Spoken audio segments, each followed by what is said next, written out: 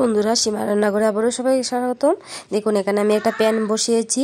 প্যানের মধ্যে 1 চামচ ঘি দিয়ে দিলাম। ঘিটা চাক্কা হয়ে আছে, তার জন্য গলছে না, দেখতে পাচ্ছেন। হাত দিয়ে আমি সবটা ঘি দিয়ে দিলাম।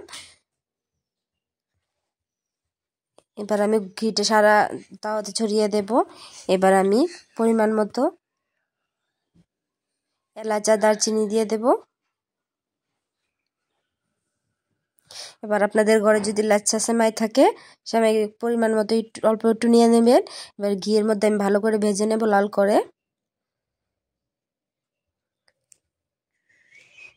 এই টিফিনটা আপনাদের বাচ্চাদেরকে বানিয়ে দিতে পারেন। খুবই একটা টেস্টি হেলদি টিফিন। বানিয়ে দিলে আপনার বাচ্চারা অবশ্যই ভালোভাবে খেয়ে নেবে।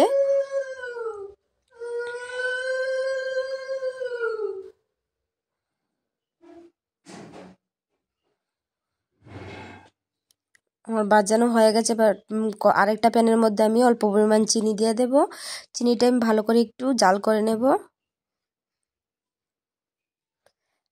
চিনি দিয়ে যখন কালারটা চেঞ্জ হবে, তখন আমি আরেকটা বাটিতে নিয়ে নেব। দেখুন, চিনিটা গলতে শুরু করে দিয়েছে।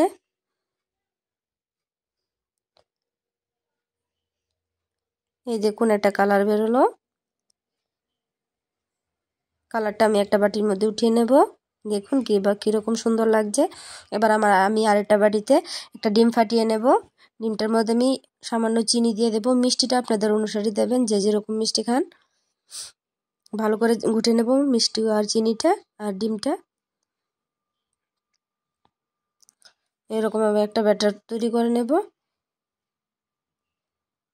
এবার আমি এতে লিকুইড দুধ ইউজ করব।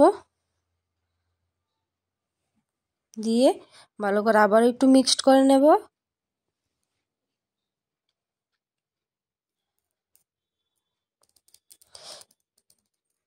এবার ওই চিনির যে ইয়েটা বানিয়েছিলাম, তার মধ্যে সেমাইগুলো আমি সবগুলো দিয়ে দেব।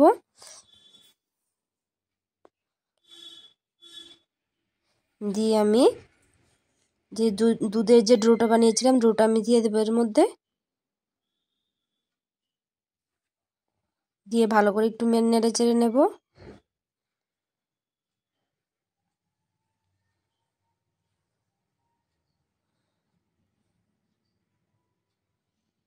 এবার আমি একটা কড়াইতে একটা স্ট্যান্ড বসিয়ে বাটিটা আমি বসিয়ে দেব। দিয়ে কিছুক্ষণ সময় ফাঁপে রেখে দেব।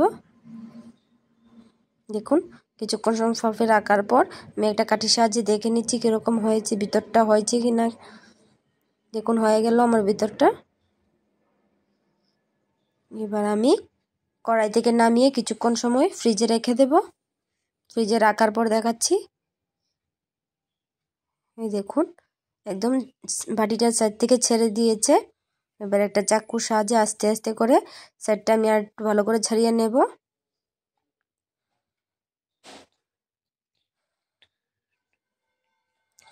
এবার আমি একটা প্লেটের মধ্যে দিয়ে উল্টো করে বাটিটা উল্টো করে দেব। সত্যি বন্ধুরা, অসাধারণ টেস্ট হয়েছিল। আপনারাও বাচ্চাদেরকে বানিয়ে দিতে পারেন, অবশ্যই ভালোবাসবে আপনাদের বাচ্চারা। খেতেও খুব টেস্টি হয়েছিল। 10 মিনিটের কাজ। ভালো লাগলে অবশ্যই আমার চ্যানেলটাকে সাবস্ক্রাইব করে দেবেন। যারা করে দিয়েছেন তাদেরকে অসংখ্য ধন্যবাদ।